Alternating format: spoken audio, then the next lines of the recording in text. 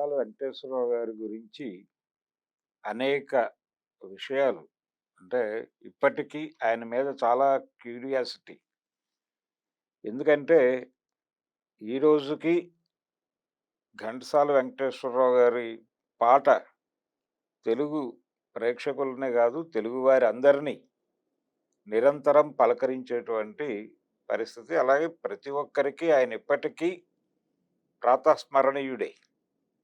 ఏదో ఒక సందర్భంలో ఆయన పాడినటువంటి పాట, ఆయన ఇచ్చినటువంటి ఎక్స్‌ప్రెషను, వాటి రిఫరెన్స్ లేకుండా మనకి రోజు గడవనటువంటి పరిస్థితి.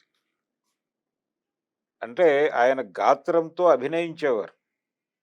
ఈ అభినయం తాలూకా ఎఫెక్టు మన జీవితాల్లోకి ప్రవేశించి ఆహ్, ఘంటసాల గారు పాడినట్టు, లేకపోతే ఆయన పాడిన ఏదో ఒక పాట రిఫరెన్సు, ఆ రిఫరెన్స్‌లో నుంచి ఆయనిచ్చిన ఎక్స్‌ప్రెషను, ఆ ఎక్స్‌ప్రెషన్ గురించిన చర్చ, ఇవి ఎక్కడో ఒక చోట ఎవరో ఒక ఇద్దరి స్నేహితుల మధ్య కావచ్చు, ఇద్దరు బంధువుల మధ్య కావచ్చు, నడిచేటువంటి సంభాషణలో ఆయన ఎక్కడో చోట వచ్చేస్తాడు. జొరబడిపోతాడు.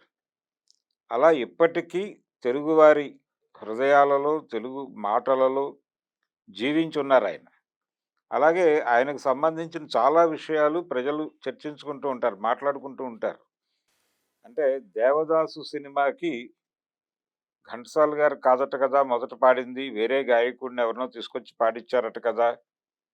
అనే మాట చాలా చోట్ల అంటే ఎక్కడెక్కడో ఎవరెవరో దీని మీద ఒక డిస్కషన్ జరుగుతూ ఉంటుంది. అవును నిజమే అంటారు అవతల వ్యక్తి. అవును ఎవరినో తీసుకొచ్చి పాడిచ్చారు. సుబ్బరామన్ గారికి, ఘంటసాల గారికి అప్పుడేదో చిన్న వాగ్వాదం జరిగి వాళ్ళిద్దరి మధ్య ఒక గ్యాప్ ఏర్పడింది. దాంతో నిజానికి సుబ్బరామన్ గారు ఆయన్ని చాలా గౌరవంగా చూసేవారు ఘంటసాల గారు. సుబ్బరామన్ గారికి ఒక గురుస్థానం ఇచ్చి, ఆయన ఆర్కెస్ట్రైజేషన్ ఎలా ఉంటుంది అని తెలుసుకోవటం కోసం, ఆయన దగ్గర ఒకటి 2 సినిమాలకి ఈయన అసిస్టెంట్‌గా పనిచేశాడు. మ్యూజిక్ డైరెక్టర్ అయిపోయిన తర్వాత కూడా. అంతటి గౌరవం. అయినప్పటికీ ఏదో గ్యాప్ ఉంది వాళ్ళ మధ్య ఏదో గ్యాప్ వచ్చింది ఆ టైంలో. ఆ గ్యాప్ వచ్చిన సందర్భంగా ఆయన ఘంటసాల గారు కాకుండా ఇంకెవరితోనో పాడిద్దాం అనుకున్నారు. అలా అప్పట్లో పాడించారు అని వినిపించిన ఒక గాత్రం పిఠాపురం నాగేశ్వరరావు గారు కూడా. ఇలా పాడించిన తర్వాత అది ఆ భావాన్ని ప్రకటించటం లేదు ఆ గాత్రం అనే ఉద్దేశంతో తిరిగి ఘంటసాల గారితోనే పాడించుకున్నారు అనేది అందరికీ తెలిసిన విషయమే. ఇది రకరకాల చోట్ల నిత్యము చర్చకొచ్చే విషయం. ఇలా ఆయన తిరిగి ప్రవేశించిన తర్వాత ఆయన ఎక్స్‌ప్రెషన్ ఎలా ఉంటుంది అనటానికి 'దేవదాస్' సినిమాలో ఆయన పాడినటువంటి పాటలన్నీ ఒక్కొక్కటి ఒక్కొక్క ఎక్స్‌ప్రెషన్ చాలా హై వోల్టేజ్‌లో నడుస్తుంది. ఇలా ఆయన ఘంటసాలకు సంబంధించి ప్రజలు ఇప్పటికీ కొంచెం ఆశ్చర్యంగా మాట్లాడుకునేటువంటి టాపిక్కుల్లో ఒకటేంటంటే ప్రధానమైనటువంటిది ఆయన 'మిస్సమ్మ' సినిమాకి ఎందుకు పాడలేదు? 'ఏం రాజా'తో ఎందుకు పాడిచ్చారు 'మిస్సమ్మ' సినిమాలో రాజేశ్వరరావు గారు. రాజేశ్వరరావు గారికి, ఘంటసాల గారికి పడకపోవడమా దీనికి కారణం? అలాగే 'విప్రనారాయణ'లో కూడా ఆయన పాడలేదు. పాడకపోవడానికి ఏమిటి కారణం? రాజేశ్వరరావు గారికి, ఈయనకి మధ్యలో గ్యాప్ ఉందా? ఆ గ్యాప్ వలన ఆయన పాడలేదా?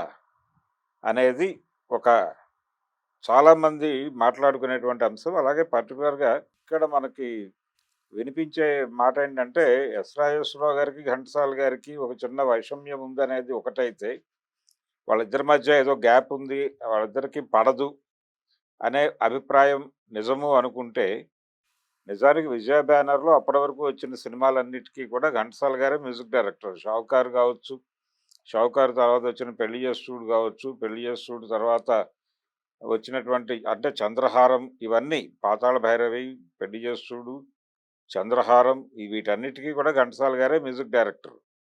అయితే ఈ ప్రాసెస్‌లో వచ్చినటువంటి ఈ సినిమా పర్టిక్యులర్‌గా 'మిస్సమ్మ' సినిమాకి ఆయన మ్యూజిక్ డైరెక్షన్ చేయలా. ఎస్. రాజేశ్వరరావు గారొచ్చారు. ఎల్‌వి ప్రసాద్ గారికి, ఎస్. రాజేశ్వరరావు గారికి ఒక లింక్ ఉంది.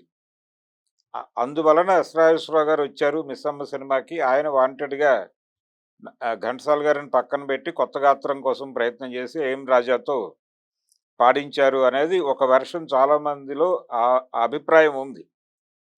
అలాగే భానుమతి గారికి, ఘంటసాల గారికి నిజానికి వారు మల్లీశ్వరి టైంలో దొర్లినటువంటి కొన్ని ఇద్దరి మధ్య జరిగినటువంటి కొన్ని అభిప్రాయ భేదాలు అనలేం గానీ, వాళ్ళిద్దరి మధ్య ఒక కమ్యూనికేషన్ గ్యాప్ ఏర్పడింది. మల్లీశ్వరి ఇద్దరూ పోటాపోటీగా పాడారు. ఎవరు గొప్పగా పాడారు అనేది ఒక చర్చ ఆ రోజుల్లో.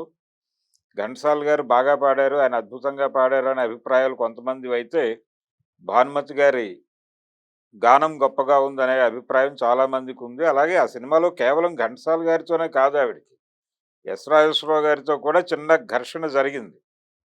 ఎస్. రాజేశ్వరరావు గారితో ఘర్షణ ఏంటంటే, 'మనసున మల్లెల మాలలూగినే' పాటలు ఒక చోట ఆయన చెప్పిన పద్ధతిలో కాకుండా తన పద్ధతిలో తాను పాడారు భానుమతి గారు. పాడుతున్నప్పుడు రాజేశ్వరరావు గారు 2, 3 సార్లు అభ్యంతరం చెప్పి, ఆయనకొక స్టైల్ ఉంది. ఆయనకి ఎక్కడైతే తన మాట వినలేదో అక్కడి నుంచి లేచి వెళ్ళిపోతాడాయన. ఉండడు. అలా ఆయన వదిలేసిన సినిమాలు చాలా ఉన్నాయి. మధ్యలో వదిలేసిన సినిమాలు అనేకం. 'దానవేరు సూరకర్ణ', 'సీతారామ కళ్యాణం' కూడా ఆ జాబితాలో ఉన్నాయి. 'నమ్మిన బంటు' కూడా ఆయనే మొదటి మ్యూజిక్ డైరెక్టర్. 'మాయాబజార్'కి కూడా ఆయనే మొదట అనుకున్న మ్యూజిక్ డైరెక్టర్. ఆయన అభిప్రాయానికి విలువనివ్వకపోతే తక్షణం అక్కడ పని వదిలేసి వెళ్ళిపోతాడాయన. అలా 'మల్లీశ్వరి'లో ఎప్పుడైతే భానుమతి గారు తను చెప్పినట్టు కాకుండా తను అనుకున్న పద్ధతిలో పాడుతున్నారో, ఈయన హార్మోనీ పెట్టి సర్దుకోవడానికి సిద్ధపడ్డాడు. సిద్ధపడినప్పుడు వెంటనే బిఎన్ రెడ్డి గారు "నువ్వు అలాంటి పని చేయొద్దు" అని చెప్పి ఆయన భానుమతి గారిని కన్విన్స్ చేసి ఫైనల్‌గా ఏదైతే ఆ పాటుందో ఆయన చెప్పిన పద్ధతిలోనే భానుమతి గారితో పాడించారు. అయితే ప్రివ్యూ చూసినప్పుడు భానుమతి గారు నిజమే, నేను ఆ రోజు అనుకుని పాడి ఉంటే అది డెఫినెట్‌గా తప్పై ఉండేది. మీరు చెప్పిందే కరెక్టు అని చెప్పి ఆవిడ కన్నీటి పర్యంతం అయిపోతూ వెళ్లి రాజేశ్వరరావు గారికి పాదాభివందనం చేశారు అని కూడా చెప్తారు. అంటే అంతటి గౌరవ భావం ఉండేది ఆవిడకి ఆయన మీద. ఇలా ఘంటసాల గారితో మల్లీశ్వరి టైంలోనూ అలాగే ఇంకో 2 సందర్భాల్లోనూ ఆవిడకి, ఆయనకి మధ్య ఒక గ్యాప్ ఏర్పడింది. ఆ గ్యాప్ వలన ఆయన 'విప్రనారాయణలో' పాడలేదు. రాజేశ్వరరావు గారికి, ఘంటసాల గారికి, అలాగే భానుమతి గారికి, ఘంటసాల గారికి ఉన్నటువంటి గ్యాప్స్ వలన ఆయన అందులోనూ పాడలేదు, మిస్సమ్మలోనూ పాడలేదు అని అంటారు. కానీ వాస్తవం ఏంటంటే వీళ్ళెవరి మధ్య ఏ రకమైన గ్యాప్సు లేవు. ఘంటసాల గారికి, రాజేశ్వరరావు గారికి గ్యాప్ ఉంటే దానికి ముందు, దానికి తర్వాత రాజేశ్వరరావు గారి మ్యూజిక్ డైరెక్షన్‌లో ఆయన పాడాడు. ఎందుకంటే 'దుక్కిపాటి మధుసూదనరావు' గారి నిర్మాణంలో వచ్చిన సినిమాల్లో మెజారిటీ సినిమాలకు రాజేశ్వరరావు గారే సంగీత దర్శకుడు, ఘంటసాల గారే అన్ని పాటలు పాడేవారు. ఎప్పుడైనా రాజేశ్వరరావు గారు మిస్ అయితే పెండ్యాల నాగేశ్వరరావు గారు వచ్చేవారు. వారొచ్చినా అక్కినేని నాగేశ్వరరావు హీరో కాబట్టి ఖచ్చితంగా ఘంటసాల గారే పాడేవారు. రాజేశ్వరరావు గారి మ్యూజిక్ డైరెక్షన్ అయినప్పటికీ. అంటే వాళ్ళిద్దరి మధ్య గ్యాప్ ఉందని అనుకోవడానికి అవకాశమే లేదు. కాకపోతే స్పర్ధ ఉండేది, పోటీ ఉండేది. ఎందుకంటే వాళ్ళిద్దరూ మ్యూజిక్ డైరెక్టర్‌గానే వచ్చారు. ఇద్దరూ గాయకులు కూడా. అయితే ఘంటసాల గారికి ఎక్కువ ఫేమ్ వచ్చేసింది. ఆయన ప్రధాన స్రవంతి సింగర్ అయిపోయాడు. రాజేశ్వరరావు గారి వాయస్సు అది సినిమా హీరోలకి నప్పే గొంతు కాకపోవడంతో ఆయన ప్లేబ్యాక్ సింగర్‌గా నడవలేకపోయారు. ఇది వాస్తవం. అయితే ఎందుకు ఆయన 'మిస్సమ్మ' సినిమాకి, అలాగే ఇందాక మనం చెప్పుకున్నటువంటి 'విప్రనారాయణ'కి పాడలేదు అనే ప్రశ్నకి పరిశోధిస్తే ఒక సమాధానం ఉంది. అది గతంలో ప్రైవేట్ టాక్‌లో 2, 3 చోట్ల రావికొండలరావు గారు కూడా ప్రస్తావించిందే. విషయం ఏంటంటే ఘంటసాల గారి జీవితంలో ఒక రెండో వివాహం ఉంది ఆయనకి. అంటే సరళ గారు అనేటువంటి ఆవిడని ఆయన పెళ్లి చేసుకున్నారు. తర్వాత సావిత్రమ్మ గారిని చేసుకున్న తర్వాత ఆయన సరళ గారిని చేసుకున్నారు. వారి ఇంటి యజమాని గారి కూతురే ఆవిడ. ఆయన మెడ్రాస్ వెళ్ళిన తర్వాత కొంతకాలం అక్కినేని నాగేశ్వరరావుతో కలిసి రూమ్ షేర్ చేసుకున్నారు. ఆ తర్వాత నిజానికి ఆయన మెడ్రాస్ వెళ్ళటానికి ముందే ఇక్కడ వివాహం అయిపోయింది ఆయనకి. వివాహం అయిపోయి పెదపులివర్రు వారి అత్తగారి ఊరు. కె. విశ్వనాథ్ గారి ఊరు అదే. సముద్రాల రాఘవాచార్యులు గారి ఊరు అదే. సముద్రాల రాఘవాచార్యులు గారే ఈయన్ని మెడ్రాస్ తీసుకెళ్లారు ఘంటసాల గారిని. ఆయన అక్కడికెళ్ళిన తర్వాత ఆకాశవాణికి వెళ్ళాడు. ఆకాశవాణిలో బాలాంతరపు రజనీకాంతరావు గారితో ఆయనకి స్నేహం కుదిరింది. వాళ్ళిద్దరూ కలిసి తిరిగేవాళ్ళు ఆ రోజుల్లో మెడ్రాస్‌లో. ఆయనే సినిమాల్లోకి ప్రవేశపెట్టే ప్రయత్నం చేశాడు. నాగయ్య గారి కాంట్రాక్ట్ ఇచ్చింది బాలాంతరపు రజనీకాంతరావు గారే. అయితే సముద్రాల గారు కూడా బిఎన్ రెడ్డి గారికి వీళ్ళకి ఘంటసాల గారిని పరిచయం చేశాడు. ఈ పరిచయాల వలన ఆయన 'స్వర్గసీమ' సినిమాలో మొదటిసారి భానుమతి గారితో కలిసి ఒక డ్యూయెట్ పాడారు. అది ప్లేబ్యాక్ నారాయణరావు గారికి. సిహెచ్ నారాయణరావు అని ఒక హీరో ఉండేవాడు ఆ రోజుల్లో. ఆయనకి మొదటిసారిగా ప్లేబ్యాక్ పాడారు ఘంటసాల గారు. అయితే ఆయన ఉద్దేశం మ్యూజిక్ డైరెక్టర్ కావాలని. సింగర్ కావాలనే ప్రోగ్రామ్ మీద లేడాయన. ఆ తర్వాత ఆయనకి కృష్ణవేణి గారి బ్యానర్‌లో 'మీర్జాపూర్ రాజా' గారి బ్యానర్‌లో వరుసగా మ్యూజిక్ డైరెక్షన్ చేసే ఛాన్సెస్ వచ్చినాయి. బాలరాజు, అలాగే కీలుగుర్రం, ఎన్టీ రామారావు గారి మొదటి సినిమా 'మన దేశం'కి కూడా ఘంటసాల గారే మ్యూజిక్ డైరెక్టర్. ఎన్టీఆర్‌ది చిన్న క్యారెక్టర్, ఆయన ఎంట్రీ ఫిల్మ్ అది. ఆ సినిమాకి సంగీత దర్శకత్వం వహించింది ఘంటసాల వెంకటేశ్వరరావు గారు. ఇది చరిత్ర. అందుచేత ఘంటసాల గారు మ్యూజిక్ డైరెక్షన్‌లో ఉంటూ అనుకోకుండా ఆయన పాపులర్ అంటే ప్లేబ్యాక్ సింగర్‌కి ఉండాల్సిన అన్ని లక్షణాలు ఆయనకు ఉండటం వలన, ఆయన పాడిన పాటలు చాలా ఎక్స్‌ప్రెసివ్‌గా ఉండటం వలన, ప్రతి సంగీత దర్శకుడు తన సినిమాలో పాటలు ఘంటసాల గారితో పాడించుకోవాలి అనుకోవడం వలన, ఆయన ప్రధాన స్రవంతి గాయకుడైపోయారు. అయితే ఈ క్రమంలో ఆయన నాగేశ్వరరావు గారు, ఆయన రూమ్ షేర్ చేసుకుని ఉంటూ, ఆయన కాపురం పెడదాము అనే ఉద్దేశంతో వేరే ఇల్లు తీసుకొని ఆయన భార్యను తీసుకొచ్చేసాడు. పెదపులివరు నుంచి మెడ్రాస్‌కి. తీసుకొచ్చిన తర్వాత ఆ ఇంటి యజమాని కుమార్తె ఈ సరళ గారు. ఆవిడ ఘంటసాల గారి మొదటి భార్య అయినటువంటి సావిత్రమ్మ గారితో స్నేహం. ఆవిడతో మాట్లాడుతూ ఇంట్లోకొచ్చి నెమ్మదిగా ఘంటసాల గారితో కూడా ఫ్రెండ్‌షిప్ ఏర్పడింది. ఈ ప్రాసెస్‌లో వాళ్ళిద్దరి మధ్య ఒక ప్రేమ ఏర్పడి ఫైనల్‌గా వివాహ బంధంగా దీన్ని స్థిరపరచాలని వాళ్ళిద్దరూ అనుకుని వివాహం చేసుకోవడం జరిగింది. ఈ వివాహం సందర్భంగా అంటే సావిత్రమ్మ గారు ఈయనకి భార్యగా మాత్రమే కాదు, ఆయనకి ఫ్యామిలీ రిలేషన్ ఉంది. వాళ్ళందరూ బంధువులే. బంధువుల అమ్మాయినే చేసుకున్నాడాయన. దాంతో టోటల్ ఫ్యామిలీ ఆయన మీద ప్రెజర్ తీసుకొచ్చింది. ఏం జరుగుతోంది అని. ఆ టైంలో ఈ సర్దుబాటు ధోరణి అంటే ఇక్కడ సరళ గారిని సెటిల్ చేయాలి. అలాగే అక్కడ కూడా డిస్టర్బెన్స్ లేకుండా సెటిల్ చేయాలి. ఈ హడావిడిలో ఉండిపోయాడాయన. ఉండిపోయి ఈ సందర్భంగానే ఆయన 'మిస్సమ్మ' సినిమాని వదిలేశాడు. అది రాజేశ్వరరావు గారు చేశారు. అయితే రాజేశ్వరరావు గారు చేసినప్పటికీ ఘంటసాల గారితో పాడించే అవకాశం కూడా లేదు. ఎందుకంటే ఆయన ఈ హడావిడిలో ఉన్నాడు. ఈ ఈ ద్వితీయ వివాహము ద్వారా ఏర్పడినటువంటి పరిస్థితులను చక్కబెట్టే పనిలో బిజీ అయిపోయి ఆయన కెరియర్‌ని కొద్ది కాలం పక్కన పెట్టారు. దాంతో ఈ 'మిస్సమ్మ' మిస్ అయింది. 'మిస్సమ్మ' మిస్ అవ్వటం అలా జరిగితే, విప్రనారాయణ వ్యవహారంలో కూడా ఈ పెళ్ళే ప్రభావం చూపించింది. విప్రనారాయణలో ఆయన పాడకపోవడానికి కారణం కూడా ఈ రెండో పెళ్ళే. ఒకటి సావిత్రమ్మ గారు అంటే ఘంటసాల గారి మొదటి భార్య. ఆవిడున్నారింకా. ఆవిడ, భానుమతి గారు ఫ్రెండ్స్. అంటే వాళ్ళింట్లో ఏది జరిగినా ఈవిడ వెళ్ళేవారు. వీరింట్లో ఏది జరిగినా ఆవిడొచ్చేవారు. వాళ్ళిద్దరి మధ్య ఒక స్నేహం ఉంది.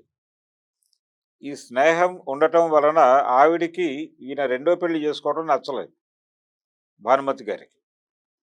నచ్చకపోవడం అనేది కూడా ఆవిడ మనసులో ఉంది.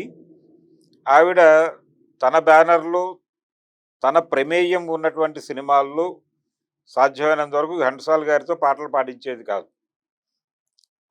అంటే ఏఎం రాజా గారితో పాడించుకునేవారు. కొన్ని సందర్భాల్లో పిబి శ్రీనివాస్ గారితో పాడించుకునేవారు తప్ప ఘంటసాల గారిని ఆ బ్యానర్‌లో ఎంటర్‌టైన్ చేసేవారు కాదు. భరణికి ఆయన దూరమే. అయితే ఒక సందర్భంలో 'చింతామణిలో' పద్యాలు ఘంటసాల గారు పాడితే తప్ప ఆ భావం పలకదు అనేటువంటి ఒక పరిస్థితి, ఒక అనివార్యత దాపురించి భానుమతి గారి భర్త గారు రామకృష్ణ గారు వెళ్ళి ఘంటసాల గారిని బతిమాలి తీసుకొచ్చి ఆ పద్యాలు పాడించుకోవడం జరిగింది తప్ప భానుమతి గారి బ్యానర్‌లో ఆయన పాడలేదు. అయితే భానుమతి గారు డైరెక్ట్ చేసిన మొదటి సినిమా 'చండీరాణిలో' ఈయన, భానుమతి కలిసి డ్యూయెట్లు పాడారు.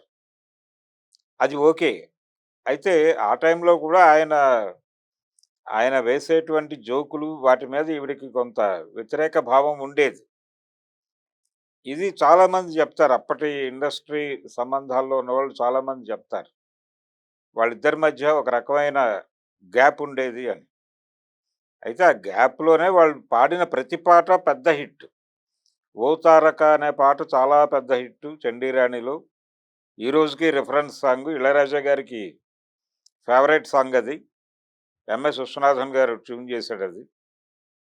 ఈ బంధం ఉన్నప్పటికీ ఆయన ఈ రెండో పెళ్లి చేసుకోవటం అనే దగ్గర ఈవిడకి మనస్తాపం కలిగి టోటల్‌గా ఆ సినిమా నుంచి అంటే 'విప్రనారాయణలో' పాడించకపోవడానికి కారణాల్లో ఆయన రెండో పెళ్లి కూడా కారణం. అలా 'విప్రనారాయణ' వదిలేసాడాయన.